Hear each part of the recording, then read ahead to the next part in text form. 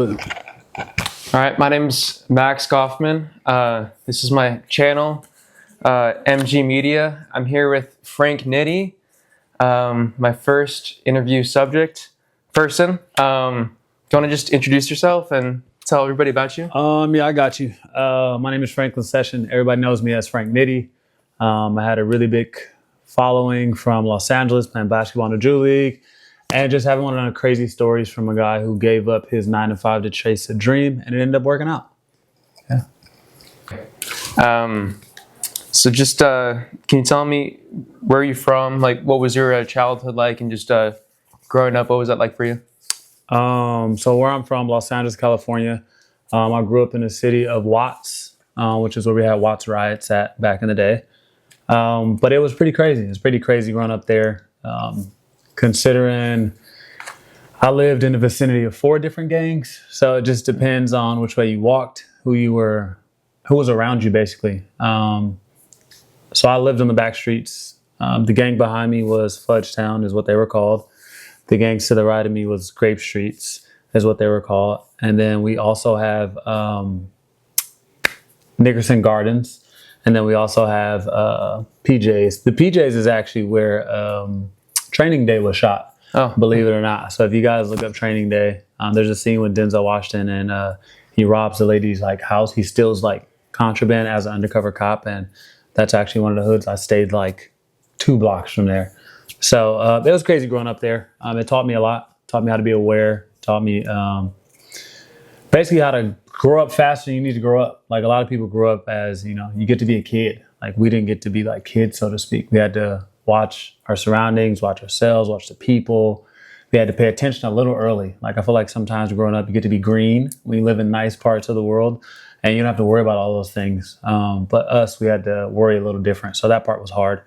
But when you take that into real life and you get to learning how people move, the way people act, you kind of get to learn human beings a little earlier than you need to. So growing up was a little difficult, but it helped me be who I am today. Would you say, is there any stories that kind of stick out to you growing up, or any memories? Just any stories or memories? Man, there's a lot. So you were saying that you had to grow up faster than a kid had to, and sort of become an adult. Yeah. I mean, stories I think I was 13 at the time. So I was 13 at a time. There was 2 rival gangs going at each other. This is a time where I'm thinking I can go to the store and grab something really quick at 8 p.m. Yeah, let's say 8 p.m. We had corner stores that would stay open a little longer sometimes. And I thought, I would walk to the store and grab something.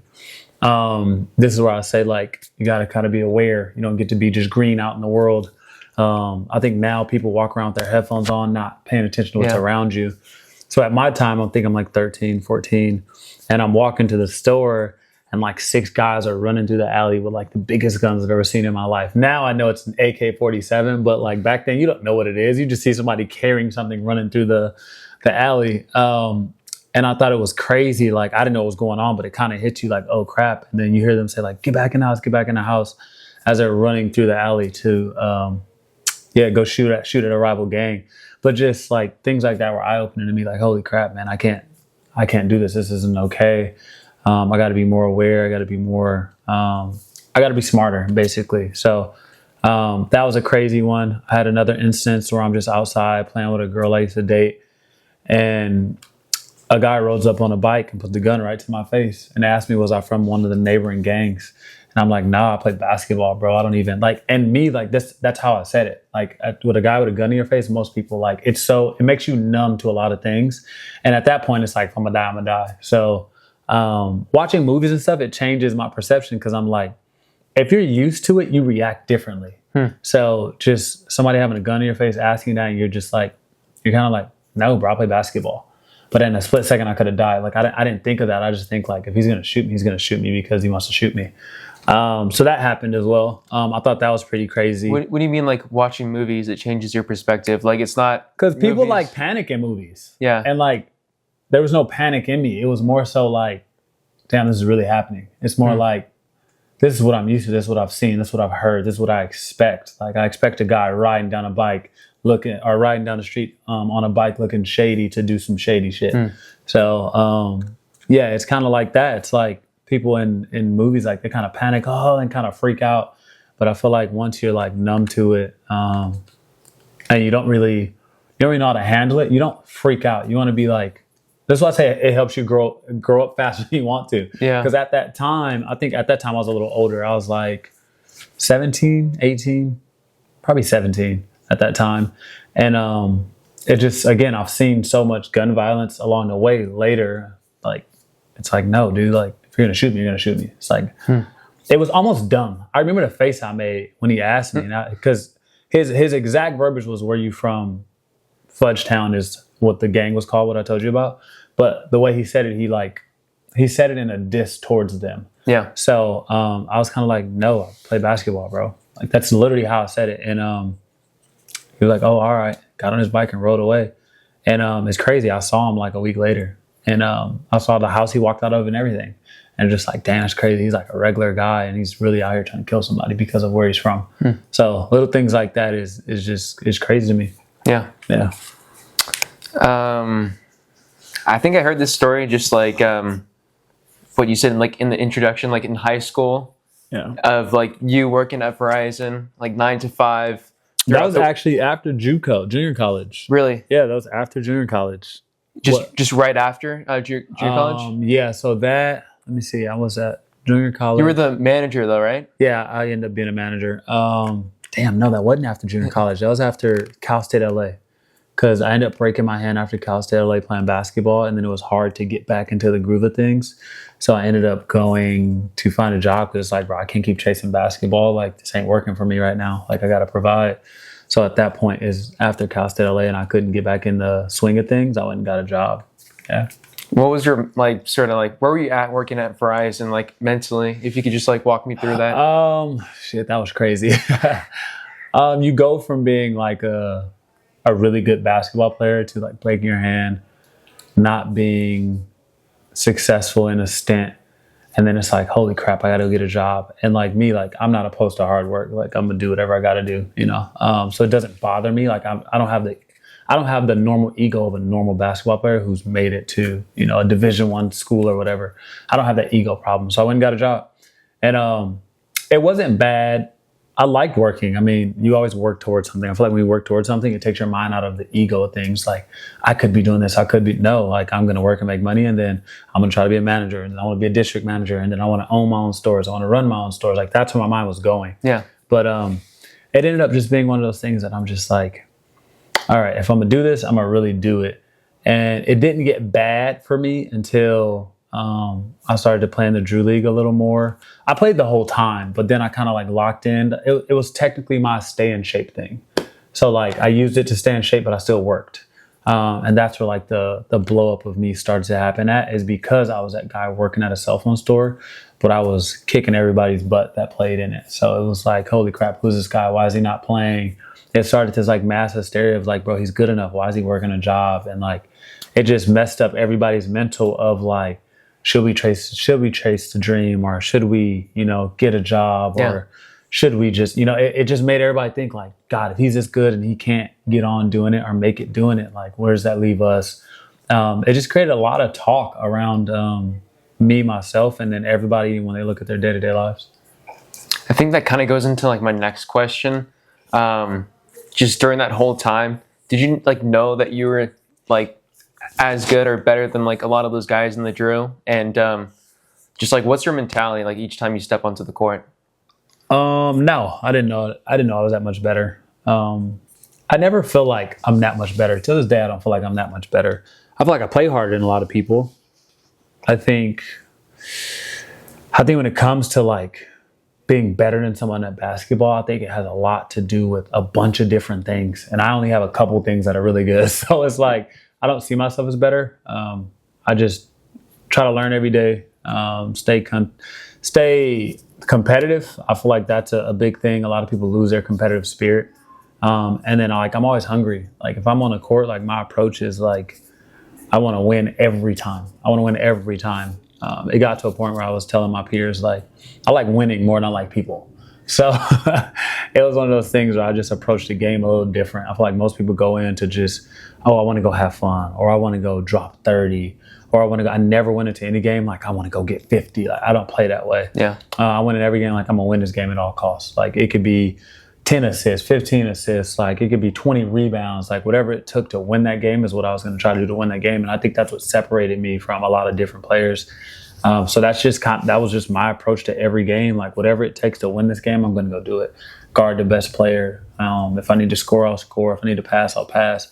And I think learning all that, like you need to rebound one game, you need to assist one game, you need to score one game, you need to lead one game. All that helped translate into like being a pro. And like that's when I started playing basketball overseas, when I was just like, okay, wait, I can lead a team, I can win championships, I can win MVPs, I can win defensive player of the year. It's like I know what it takes to win. And I think that translated the best. Was there a certain point when like it all clicked for you? Yeah, when I got in the gym. I don't like working out. I hate it. It makes me tired. It makes my body hurt. And I feel like it wastes the cartilage in my knees. That's how my mind thinks. But that's when it clicked for me, when I started working out, it getting better and better. And then I started to see the work pay off. And then I used to always tell myself, trust the work, trust the work. So when you're working out like weights or like in the gym, like just training. Reps. Yeah, reps. Yeah. I'm a reps guy. Like a lot of people need weights. A lot of people need bands and just all the crazy stuff. I didn't need any of that. At least to the degree I was at. Maybe if I was playing the NBA or something, I would need all that stuff because guys are bigger, stronger, faster. But where I was playing, what I was doing, I was obviously working a job. I didn't need to go lift the best weights to play against some guys in a pro-am league. It was just about being the best at what I was good at. So a lot of the times it was, okay, what is the defense going to give me? Yeah. Like I'm faster than most people still to this day. So it's like, okay, what is the defense going to give? They're going to give you the shot. Okay, when you start knocking down the shot, what are they going to take away from you? They're going to take away the shot. Okay, now your drive opens up. Now they start doubling you. Okay, what's left? The pass. So like little things like that helped me kind of mature in a sense of like learning how to play basketball. Something that I noticed is that just throughout your career, you've just had a lot of rebounds. For a guy that's 6'2", at IVC, you had 10.5 rebounds. At the state tournament for Saddleback, 13.3 rebounds, 6.2 rebounds at Weber State. You averaged 7.6 rebounds at Cal State LA, 9.8 rebounds at Island Storm in Canada, 10.9 rebounds in Qatar. And for the team in Taiwan, you averaged 11.0 rebounds. For someone that's undersized in the basketball world, that's like 6'2", Yeah. Could you like walk me through how you average so many rebounds per game? Is it a hustle thing? It's effort. It's effort. It's nothing else but effort, man. I mean, you can attribute it to my speed, my quickness, my athletic ability. But to be honest, like when I wasn't good in high school, like I wasn't that fast. I wasn't that athletic. I still like rebounded a lot.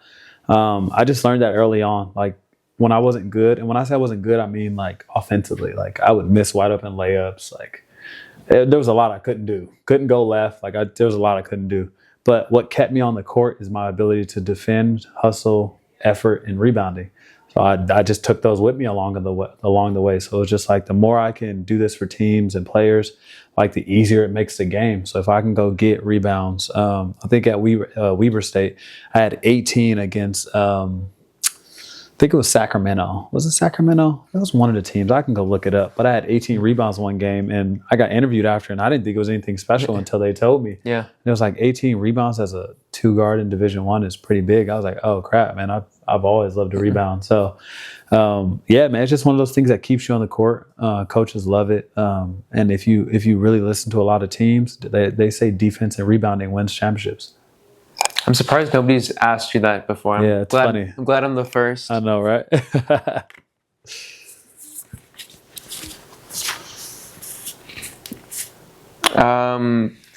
You were at Weber State. What was it like playing with is it Weber or Weber? It's Weber State. Weber State. What was it like playing with Dame? And like when you're playing with them, did you like see that potential, like that he would become this great player? No, not at all. My first year there, later in the year I did. But that's after I saw his work ethic and like what he like. That was my roommate. So playing with Dame was dope because you got to see a pro before you saw a pro. Like, it's a mid-major. He was the only person scouted out of there. So you don't really see pros in that conference like that. But to see, like, to go to practice with him and then to go at him in practice was dope. Like, we always brought that competitive spirit out of each other. I wish we got to play more against each other in practice, but they had us do a lot of like different drills and stuff. We didn't really get to compete as much as I would have liked to. That was one of my biggest issues there. And why I got into it with the coach so much. But it was dope, man, to watch him, the way he carried himself, to watch his work ethic, to watch how much work he put in. It's crazy because when I got there, I thought he was special. But as I saw the work he put in, as I saw how consistent he was, as I saw what he was averaging, as I saw how he was doing it, I was like, God, he's so good. it just opened my eyes, man. It's like seeing somebody really just be consistent through and through. And it was really dope to see. And then to really watch him elevate that even more by not going home for the summer when everybody misses home so much is like, holy crap, he's dedicated. And then I remember he's sitting in a room writing raps because he liked to rap. And I asked him, seriously, I was like, bro, what you gonna do if basketball don't work out? And he looked at me like I was crazy. He was like, what are you talking about? It's gonna work out. I was like, oh crap. Yeah, and at that point I was like, yeah, he's the guy. He's the guy. During that time, you're welcome to decline this question, but like you were dismissed from like Weber State? Weber State? Uh-huh. If you could like walk me through that, like when that happened, where were you at like mentally that moment? And looking back on that experience, is there anything that you learned from it that maybe in hindsight you're grateful for, or just... That's a great, phenomenal question. The way you just worded it out was great. I'm gonna tell you why it was so great. Because one, hell yeah, it sucked getting dismissed from a team, and I will never dodge a question, so you don't have to worry about that. I am very comfortable with who I am. But I will say, being dismissed from a team, this is why I say I butted heads with the coach a lot, because we didn't get to compete as much as I would have liked to compete. That was part of the issue. So I'll tell you the main issue. We would go from doing 5-on-5 to 5-on-0. Like, you know how hard it is to calm your body down from competing at a high level. And then what if somebody got the best of you that last game and you want to run it back and you don't get to, now you got to go play 5-on-0. Now you got to run dummy offense. Like, oh man, I'm a little smarter than most people, so I pick up offenses a little faster, and I want to do it like once or twice. I don't want to do it 5 or 6 times, but the good teams do it 5, 6, 10 times if they have to. And I didn't understand that at a young age because I was just young and dumb. So that was a big issue. I wish they disciplined me sooner, because they waited to the end of the year to discipline me, and when they did it, it made me want to clean up my act. But by that time, they were done with me. So the only thing I don't regret anything, because like I said, I like the way you worded the question, which I'll come back to it. I don't regret anything, but I just wish they disciplined me sooner. One thing I did like is that they sent me home. It turned me into a way better human being. I feel like a lot of the times people in the basketball world who are talented are never punished because they're so talented. I wasn't that talented, so you could punish me. I was newcomer of the year and everything. And Dame loved playing with me, but that wasn't enough. I was a butthole every day in practice, bro. Like, if we had to play 5-on-0, our practice was boring to me. I just didn't compete. So for somebody who competes the way I compete, and then coaches would watch me in practice every day, take it for granted and be lazy. Like, I just didn't like practice growing up. So like, again, it goes in line with like working out. Like, I just want to compete. Like, when I got to practice and work on things that don't like keep my mind sharp in the sense of competitive edge, it bothers me. And I learned later on to love it. But at that time, I was so young that I didn't really understand it. And then like, in my mind, I wasn't good enough. So I never thought like, oh, I'm going to make it to the NBA. That was never my goal. Like, I never thought I was good enough. How can that be my goal if I never thought I was good enough? So I loved that they sent me home. It humbled me, and it made me, grow up a little more than I needed to at the time. And it literally made me say like, nobody's going to put up with your shit. And once I saw that, I was like, all right, I got to change. I'm too stubborn. I'm too arrogant. And it just, it made me realize that my shit do stink. basically. What are your next big ventures in the hoop world? My next big ventures in the hoop world. And my buddy was saying like that was his question, but with Ball is Life and with the next movement, is that what it's called? The next chapter. Next chapter. Yeah. Get the ask. Next chapter's fire. I haven't done anything for them. A lot of time I don't do a lot of things for a lot of people because a lot of people think I'm just expensive.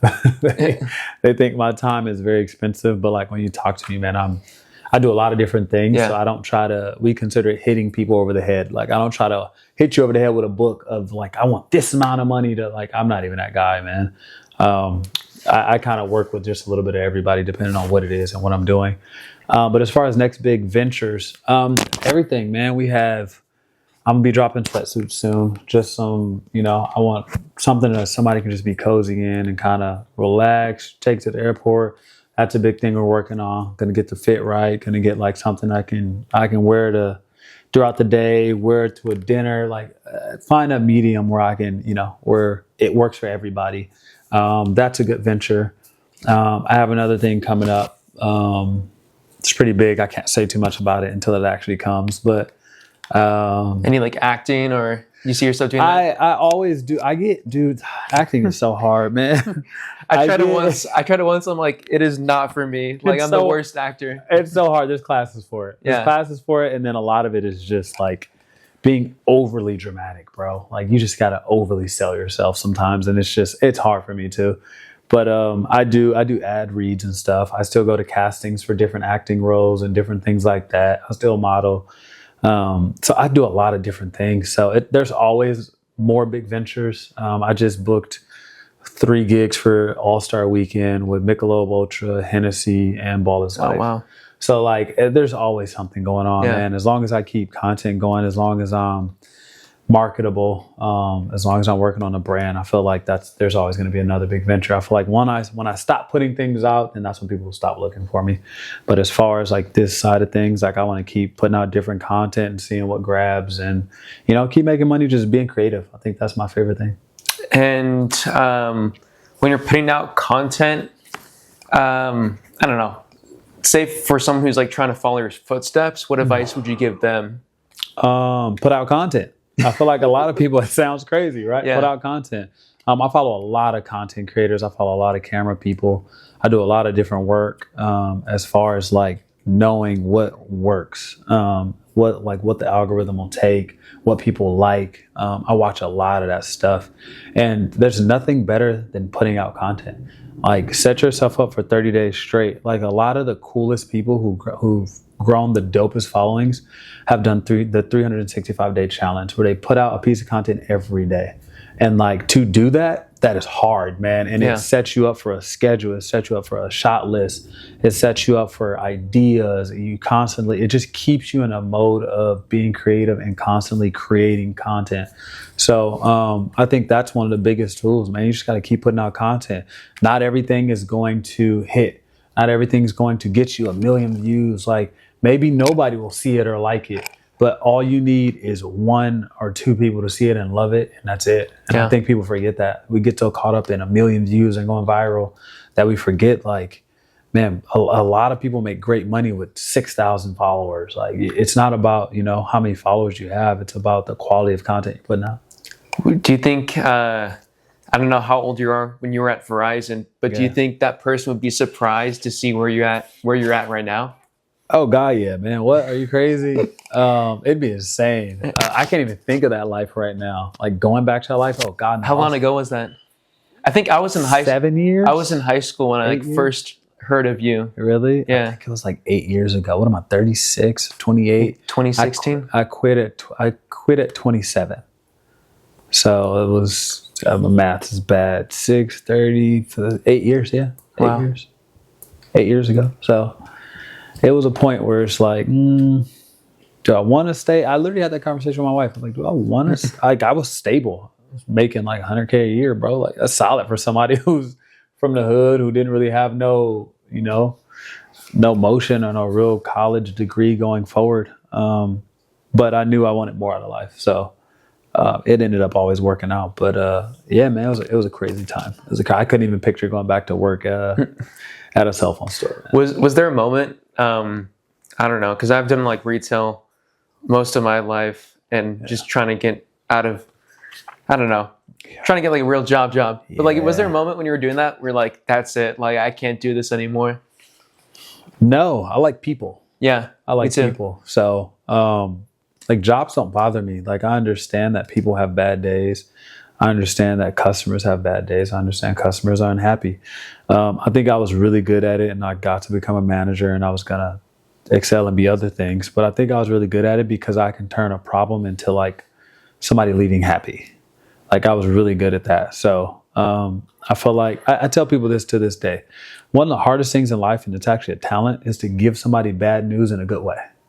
And I think people really suck at doing that.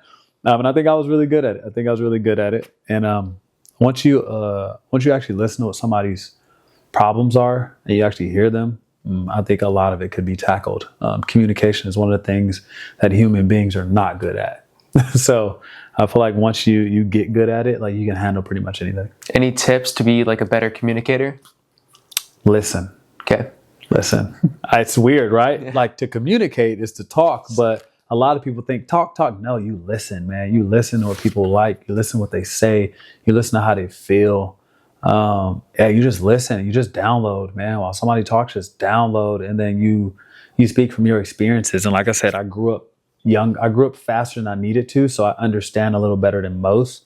And I've lived technically 2 different lives. I've lived LA life, which is fast, dangerous, hectic, crazy.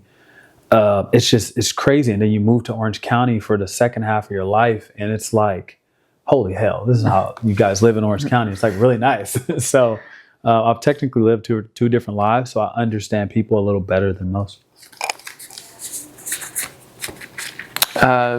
Best piece of advice someone's given you? Control what you can control. I feel a lot of times we get in over our head because we try to control situations that are out of our control. Like what is it going to do for you trying to control something that you have no power over? I think that's one of the best things. So if it's in your vicinity, if it's something that you're tied into, it's something you can actually make a difference in the outcome, then try to control it. But for something that's out of your hands, man, like it's no point in worrying about it. Like you got to focus on being happy, being present. You said something in a different interview that I thought was interesting. And I believe the context was like, I believe people were saying they kind of had assumed your goals were playing in the NBA. Yeah. And then you're talking about like different directions of like, I know you just mentioned the word of like moving organically. Yeah. I don't know if you recall that conversation. I tell everybody that I don't recall the conversation, but I know how I feel and when I say what I mean. What do you mean by that? Like that? So a lot of people say this about me, is I've had the most non-traditional path. Like I've made a way that's why I call my brand the Nitty way.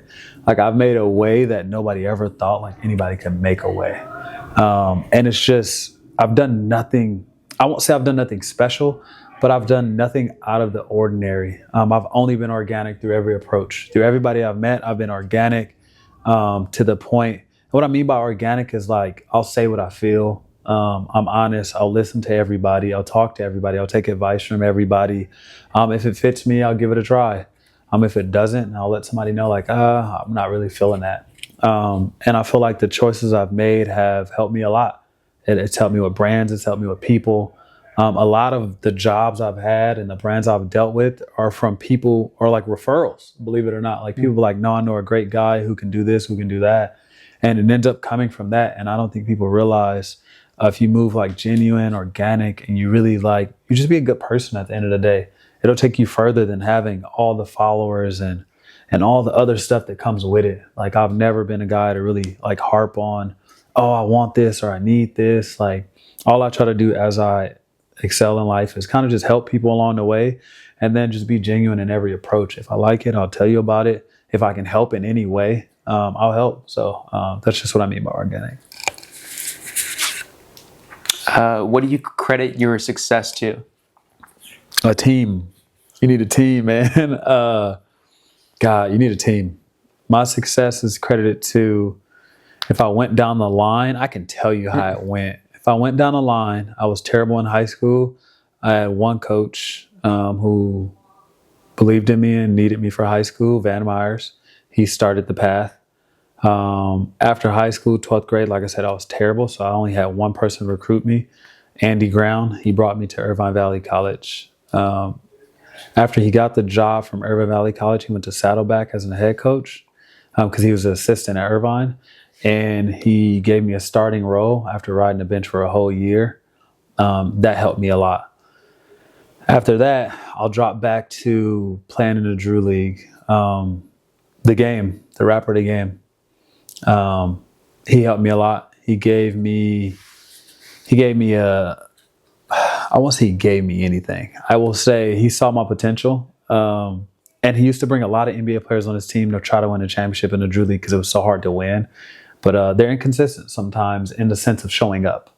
So he needs somebody consistent who can be there every weekend. And he saw the potential in me, and he gave me a spot on one of the most hyped teams in the city at the time. So every time he came out, he brought, obviously, the rapper of the game is one of the pivotal people in LA.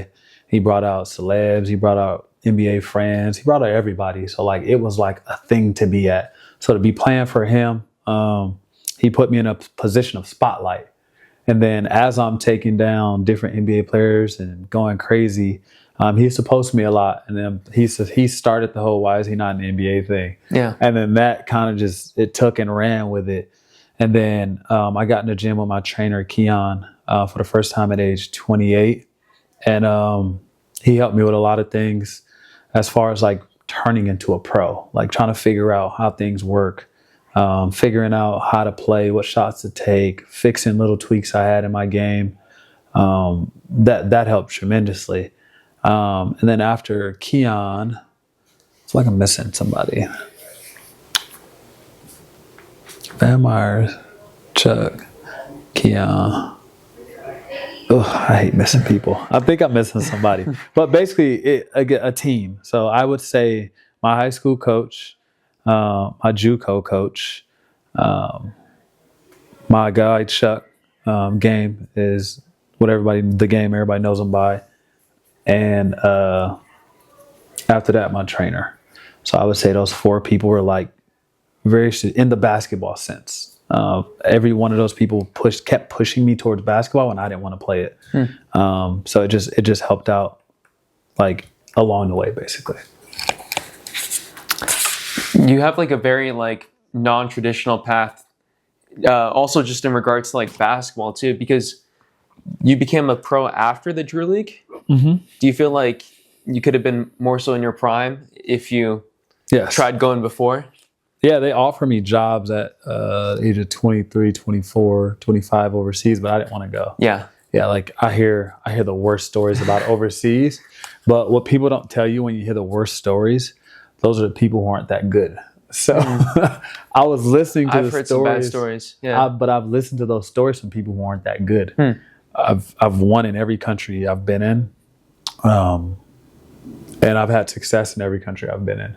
So it's like they're going to treat me a little differently because I was a dominant force, because I was somebody that locals really liked and looked up to. So I feel like my way was a little different than other guys' way. I think their path were a little different because they were treated differently. But I was treated great. So I loved overseas, to be honest. I just didn't like being away from home that long. Yeah. So you played in, let's see if I get this right, Qatari, Canada, and Taiwan. What was your favorite country to play in and why? Is that correct? It's Qatar. It's Qatar. So it was Canada first, Qatar second, Taiwan, and then I kind of dibble back and forth because I like Qatar the best. I like Qatar. They call it Qatar, but I like Qatar the best, as Americans call it, Qatar, because it's Americanized. It's Americanized. The food's there really good. It's like being home, low key. You just don't have your family, to be honest. The malls are nice. My guy Batter's there. Shout out my guy Batter, man. Man kept me sane overseas. Oh man, yeah, Qatar was it. Qatar was it for me. I love Taiwan though. I love Taiwan because I love the locals that I played with. Man, they still message me to this day, and it's crazy. They don't even speak English, but like we just developed that dope relationship that we didn't need. We didn't need a language to actually like body language and like laughter and all that was like contagious with us. So it was second. It was second. I hated playing in Canada. Oh man, Were you in Ontario? Or? no, I was in PEI, Prince Edward Island. Man, I don't know where that is. Yeah, exactly. I had a great host family there, though. Another good family is the Stewart family, Brendan Stewart. They were awesome too. I just had a lot of great people help me along the way. I'm not gonna lie to you, man. Like I feel like everybody picked up on the person I was, and then again, just moving organically and genuinely, I feel like it pushed me like towards all the best people, and all the best people just helped me when I didn't ask for help. So would you say like being authentic and a good person helps people become successful? I think authentic, yes. I think a good person is subjective because that's perspective. It's true. That's what someone else thinks. Yeah. I don't care what other people think. I'm probably a lot of bad to a lot of different people. I talk a lot of crap on the court. I belittle people at times on the court. Those are people's brothers, sisters, sons. Like, I'm sure I'm a butthole to a lot of other people, but when you meet me off court, like, I'm one of the chillest dudes, man. I don't really bother anybody. I don't want anything. You around me, man, we're going to get some good laughs, eat some good food, and play some basketball at some point. So I attribute it to that. People oftentimes like see success as just like an overnight thing. They might look at your profile and just like not see it as like a given, but won't see like the process it took for you to get there. Were there like a lot of failures before getting to the point where you're at right now, just as like a professional basketball player, influencer? Yeah, there's a lot of failure in everything you do. I feel like there's times I tried basketball, it didn't work. There's times I tried to influence and it didn't really do anything for me.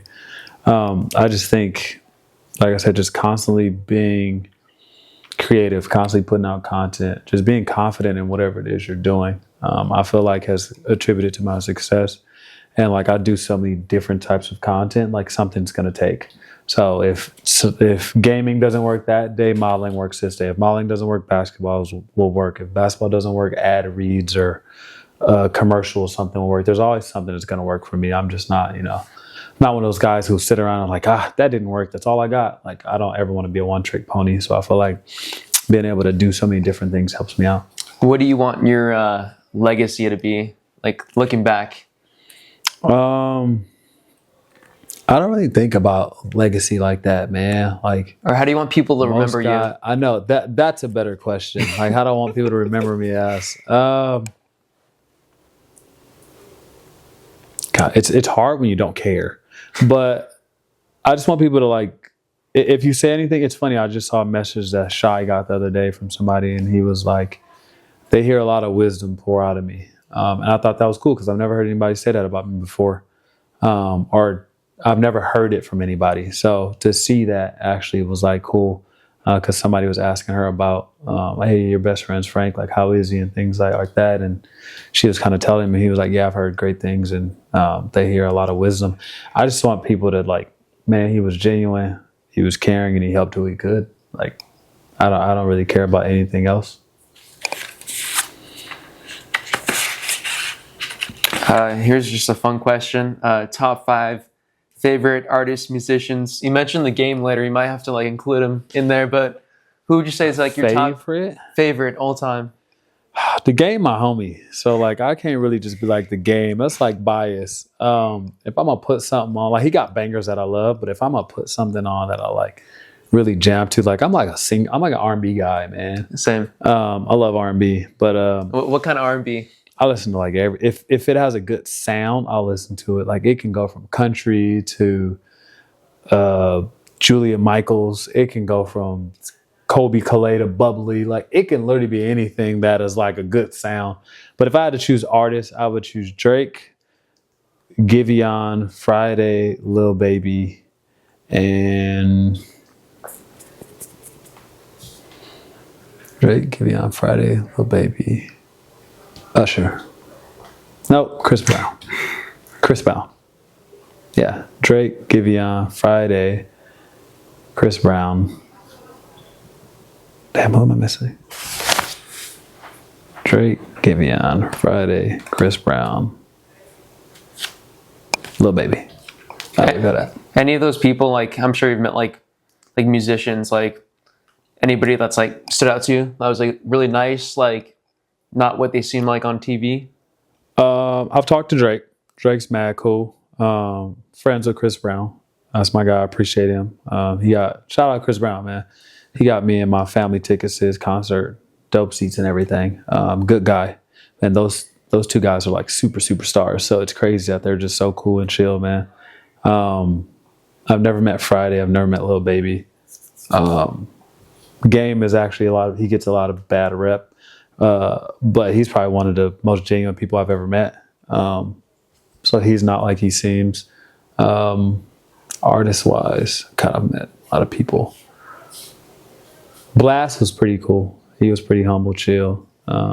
He knew who I was. That was dope. It's always cool to see like the celebrities that like know who you are. I feel like that's really cool sometimes. It's like you've done enough to, ring a few bells. But yeah, most people I meet, like when I'm in those type of rooms or when I'm around those people, like they're all pretty normal, man. I just feel like they're not normal when people like act a different way or fan out over them. Yeah. Like you, at that point, you're not treating them like a human being. Like I've been around a lot of NBA players, a lot of celebrities, man. At the end of the day, they put their shoes and their pants on just like you do. Like they're human beings. So I tend not to get caught up in that. So yeah, a lot of them are super cool. I don't know why that just reminded me. Like I ran into Tyson Chandler when I was in high school at Fashion Island. Yeah. And like just like the chillest dude like ever. And he was just like I don't know, like we were just like casual conversation. Yeah. He's like relaxing, like where do we go to like find girls or whatever? Just like something like dumb, like cool guy. They're always chill, man. Yeah. It's just it gets a little weird when people fan out and freak out and start treating them like they're not human beings, and then you'll get a different response. Next question. Let's see.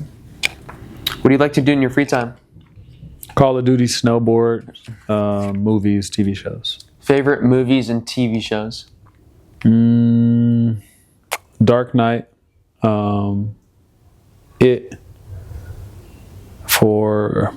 Dark Knight, It, the Stephen King one? Yeah. Chapter 1 or Chapter 2? All of them. I like the first one they put out with First one's really good. First one's amazing. It's 3 hours long. I never realized that. It's amazing. And then they followed it up with Chapter 1 and Chapter 2, who are both great. My wife's actually getting that tattoo tomorrow, and I have that tattooed. So. Wait, you mean first one, like the one from like the 80s? That one? Yeah. I haven't seen that one. What? There's no way you've never seen that one, I was referring to Chapter 1. That one's really good, but I got to watch that. Wow, you haven't seen the first one? No. Oh, the first one's a game changer. It's different. Yeah. You're going to like the new ones more because that's just your speed. It's what you like. But when I watched the other one growing up, man, he was terrifying to me. So yeah, you got to watch the first one. It's a little silly and the CGI gets bad, but it's in the 80s, bro. Just take it for what it's worth. The storyline's really good and he kills it as a clown. TV show wise, TV show. I've watched everything, bro. I've watched everything. It's crazy. Like if I was to go to like crazy plot twists, it's a TV show on Netflix that came out in 2019 called Behind Her Eyes. It's probably one of the craziest endings to a show I've ever watched. That's really good. God, I would have to go down the list for TV shows. It's too many, man. I watch too much TV. Way too much TV. So you mentioned Bridgerton last time I was here. Bro, Bridgerton is one of my favorite shows. Were you serious? Yes, bro. I wanted to have a Bridgerton ball for my birthday. Dead ass. I wanted to have a Bridgerton ball and have everybody come dressed up like that. I think that shit's so fly. Bro. What makes that show so appealing? Why do you like it? It's life, to be honest. Like when you go to parties, like they're messy like that. People gossip like that. I think mixing in class is really cool. I like the dukes and the queens, and I think that side of life is dope. Like everybody's very well spoken. They speak differently. Like I even want to talk like that. I think that's the dopest shit ever. I just feel like that time was just better. Like it's better. So I just like everything. I like the outfits. Only thing that messed me with is the hair, but I would put one of those wigs on if I had a Bridgerton ball. I ain't gonna lie. So nah, I really messed with the whole ordeal. They kill that.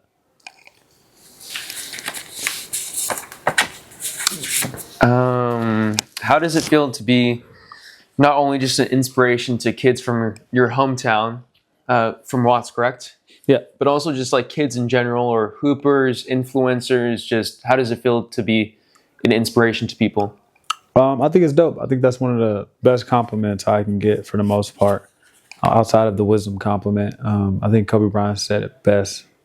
He said one of the greatest acts of a human being is to inspire. So I feel like just me being genuinely me and going about my path the way I did, it inspired a lot of people, to keep chasing their dreams. So I like it. I think it's dope. This is from my mom, actually, this question. Love that. Where does that, you kind of mentioned it earlier, just being organic, genuine. Where would you say that comes from? Like she was just describing you as being down to earth, like at my sister's games, like acknowledging all the parents and just being really friendly and just like, like when people, when people are talking to you and they're not really talking to you, but you're actually like speaking to them, you're listening to them, hearing them out. And I don't know, like, where would you say that just comes from? Like you being like a good person? Like I said earlier in the interview, I just love people, man. And you learn so much by talking to somebody. And like, I am who I am. Like, I don't ever want somebody to see me as not approachable. Like I said, I don't care what people think, but if you're going to be in a vicinity of other people, you still want to be able to be in contact. You still want to be able to be a part of something. Like, I don't want to just walk in a gym and I'm Frank Nitty. I don't ever want to be that. I want to walk in the gym and be like everybody else. I want to walk in and say hi to everybody, communicate to everybody, talk to everybody, laugh with everybody, relate to everybody. And then again, if I can help everybody, I'll try to help everybody. But I don't ever want to just walk in the gym and just act like I'm too good for anybody. Like not to compare you to like other people, but like sure, there's like a lot of hoopers and I don't know, celebrities like that do that, and they don't have to like talk to people. Like they're entitled to like act however they do. So it's almost refreshing that like you want to like just, I don't know, engage with people and be nice. I just think it's a little different for them because like, especially the ones I know, like there's no off switch for them. There's an off switch for me. I can go somewhere and somebody will not know me. So like, it's nice when somebody knows me, but like Chris Brown can't just go to the grocery store, but like there girls, like people will like swarm him for pictures. Like it's crazy. So with them, it's a little different. I can see why. That I hear that sometimes they say like out of their mouths, there's no off switch for it. Like it's always somebody want a picture or want to swarm them or want a hug or an autograph or something. So I feel like that's a little different than mine. I am well known to an extent. But again, like even if I was astronomically well known like them, I would be the same way. Like it would normal. I feel like the more you do and take, the more it normalizes you. The less pictures you take, the less people you hug and touch, like it makes it like, he's untouchable. Like, and people, like forbidden fruit's a thing. People want to touch and have what they can't have. So it makes it a little different. But yeah, I just love people, man. Seeing everybody go through life a little differently makes me want to, if I can put a hand in and touch and help where I can, I just feel like it's dope. Like at the end of the day, people do know who I am. So if I can leave a room and somebody can say, oh, that's who he was, and I had a great conversation, he didn't even bring it up, or I didn't even know that's who he was or what he did, and it's like we're normal. I feel like that goes a long way. Like I said, a lot of my jobs that I've had have come from referrals. It just come from me being genuine to everybody I meet. Like I don't treat anybody lesser than, and I think that's how life should be. But people don't live that way, so it's a little different. I feel like a lot of people have that story, like when they were younger, that they met someone famous or like an athlete or something like that. Do you have a story like that? Not where I grew up at, man. You don't meet. There's nobody coming to the hood. Let's just be honest. But later in the Drew, you start to meet celebs. I think my first encounter with NBA players was like 2000. What was it called? Like 2012, 2011. Yeah. Gilbert Arenas was like one of my first guys that I went up against met. Nick Young back in the day was, by that time, I think he gave me like 40 in Wow. like 2009. He was impossible to guard. Just seeing how an NBA athlete moves, how tall, long, skilled they are was just like super cool to me. But I still treated him the same way, even as a young guy with nothing. Like, oh man, good game. Like, yeah, bro, you got game. It was just respect the whole time, and I feel like it was never like there's not one person I played against or with that can be like, oh, Frank didn't respect me or Frank treated me like, nah. Like, if we went to battle, and then after, like, no, it's all love at the end of the day. That's just how I compete. So even when people got the best of me, it was the same exact way. Different question. Just a fun one. Like, how did you and your wife meet? We met in JUCO actually. She's do everybody homework, man. Yeah, she's do everybody homework. So At IVC? At Saddleback. Yeah, so we actually always ended up in the same circles, and we always saw each other, and we ended up at parties together and stuff like that. But we didn't start like hitting it off until like later in the year when the year started to die out. And when the years start to die out, and you kind of like aren't at sporting events, and you kind of hang with who you want to hang with, so it's not so judged anymore. And we kind of just hung out a lot with each other. Like, sporting stuff was over. It was just like, long as just hang out. And it just one thing led to another. I don't know why that is, but like I always feel like the best relationships, or like the relationships that last the longest, are like people that met in college. Yeah. Or like, do you think there's any like rhyme or reason to that? Or You're old enough. You're old enough. You know what you want. You know what you expect. You know how you want to be treated at that point. I mean, I was 23 at that point. 22. I don't know. I was younger, but you still know what you want. Like, high school doesn't count. Yeah. It just doesn't. But college, like, you have a little more idea how people are. Like, you know, it just makes a little more sense at that age. And then, especially when you find somebody like her, like, she's a rock, bro. So when you find somebody that's going to hold you down, support you, and do you say you like when you know, yeah. When you know? Yeah. I said it really early. All right, I told her dad, we come back from a football game. I can go find the picture. We come back from a football game. Chargers played somebody, and we were all laughing and shit. And I told her dad, I was like, yeah, I'm a marrier. Like, I'm not. It's not a thought in my mind. So it's not a lot of women who bring you the type of peace and support and just like friendship, like before anything, all the other great stuff. Like that basis of relationship was like new to me. Like, I never had somebody to bring all that in one. And I was like, holy moly, she's awesome. That's cool. Yeah.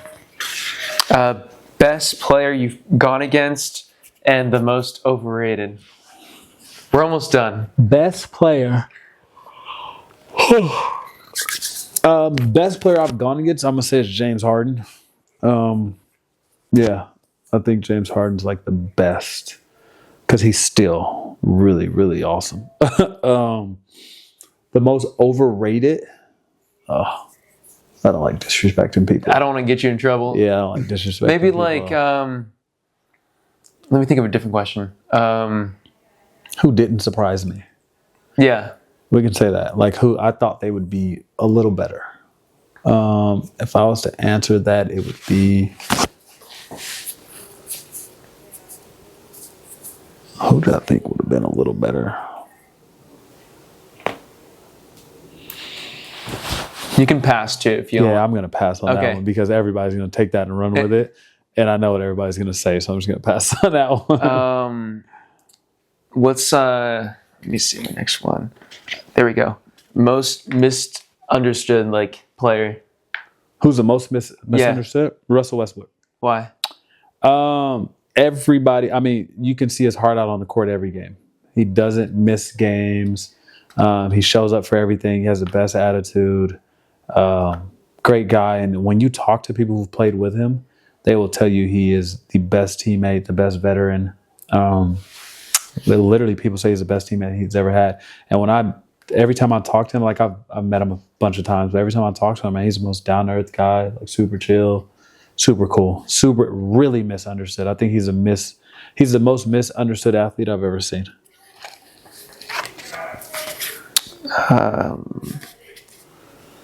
That's it. If there's anything else, you want to say, or Nah, I can't think of anything else. Y'all don't got nothing else? Y'all good? Josh, do you have any questions? Do I have any questions? Yeah, just from that whole conversation. I mean, I think you said a lot. Yeah. Good conversation out. I mean, I don't know too much about basketball and stuff. So Gotcha. Yeah, nah, that's not mine. I'm good. I'm good if y'all good. I think. Let me think of one last question to wrap it up. What would you say is moving forward, like your goals? That with everything that you've accomplished so far in your life, like I don't know, what's something that like makes you happy or like something you want to do more of? I want to snowboard more. I literally want to snow. That's all I want to do. I'm not gonna lie to you. I want to be really, really good at snowboarding. I'm not gonna lie. There's nothing else that's like when I think about it, like I just built an in-home studio for like modeling, so I'm gonna do a lot more modeling. That's gonna be fun, but really just there's like between being creative, like with a camera, modeling, snowboarding, and playing video games. Bro, I'm a big kid. I want to be able to make enough to where I can just snowboard as much as I want, play video games as much as I want, and just capture dope moments. Other than that, I'm pretty simple, man. I don't have some big lists. I don't want to own a bunch of crazy stuff, man. I just want to live comfortably. I just thought of a last question. Would you say is there anything like different from like before becoming like famous to like you wish you knew before, where like you weren't ready for that? Yeah. Any pros and cons? Yeah, your friends changing on you. Yeah, I wish I knew what it was going to be like. Like when you get a little bit of fame, like they always say fame changes you or money changes you. It doesn't change you. It changes the people around you. Because it's crazy when you start to vent to people about what you're dealing with, what you're going through, and they pocket the things you're saying that doesn't benefit them, and they use those against you. And to say you changed because you don't enable them anymore is pretty crazy to me. I thought that was eye-opening. That was one of the craziest things that's happened to me in the past 2 years. I've had friends change, and I didn't see it. And when you ask them, like I'm a person that can talk to anybody with an indifference. What bothered you? Like I want to know what part bothered you. And when they start to run off things that include like money and like intangible things that really don't matter, it shows you like who people really are. So I think that was one of the most shocking things that I've dealt with in my older age. I think a lot of people have hidden agendas, and I wish I could have prepared myself for that. Yeah. How are you able to separate like genuine friends from people that might not have like your best interest? Yeah. Can't. It's impossible. They'll show you, and then you just gotta take what they're showing you and get the hell away. But I give everybody the benefit of the doubt. I'm going to give everybody the benefit of the doubt. I'm going to give a chance. That's just me. I'm as good as I can be to human beings. So it's like I'm going to be the best version of me that I'm used to being. And then once you show me you're going to do some weird shit, and I'm just going to remove myself and back up a little bit. But yeah, I give everybody the option to choose. It's one of my favorite things to say. Like, give a person the option to choose, see what they do. Yeah. Yeah. Cool. I think that's it. Yeah, that's how you find them. Like, so Muhammad Ali said, 10,000 snakes. Yeah. 1,000 of them, they don't want to harm you. Yeah. You gotta keep going through people. Yep. Trial and error every time. That's what it is. It's experiences, man. Experiences they're the biggest teacher in life. Their experiences are your biggest teacher. And people show you who they are immediately. Now, are you smart enough to get away? Or are you going to stand it because you like the fun that they bring? So a lot of those people are fun, but a lot of people are toxic and envious and jealous and have hidden agendas and want you to take care of them. And those people I kind of just stay away from. I don't really want to deal with people like that. Yeah, for sure. Intentions. Yeah. I think I've taken enough of your time. Thank you so much for coming. I got you. I got one. Yeah.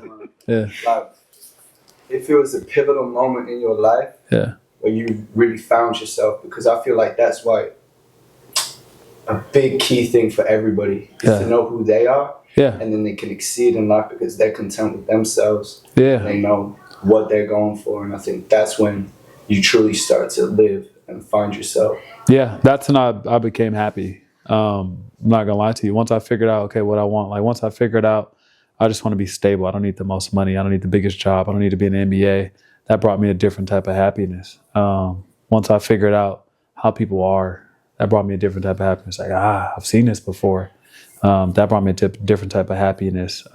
Knowing how I am. And I think one of the dopest things I do as a person is I set boundaries. I can tell a person, no matter who it is, this is what I like, this is how I am, this is what it is. You with that, cool. If not, then I understand. Go about your way. I'm gonna go about my way.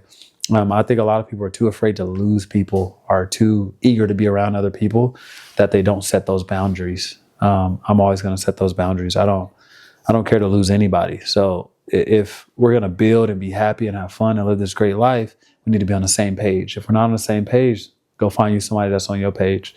And I feel like the more you give people that option to choose whether to be there for you or not to be there for you, life will be a lot easier for you, man. A lot of people entertain people they don't need to entertain. If you really think about it, man, a lot of people waste their time with people that are just doing crazy stuff. And it's like, why associate yourself with those people? Like, what's the point? Like, they're just going to dim your light.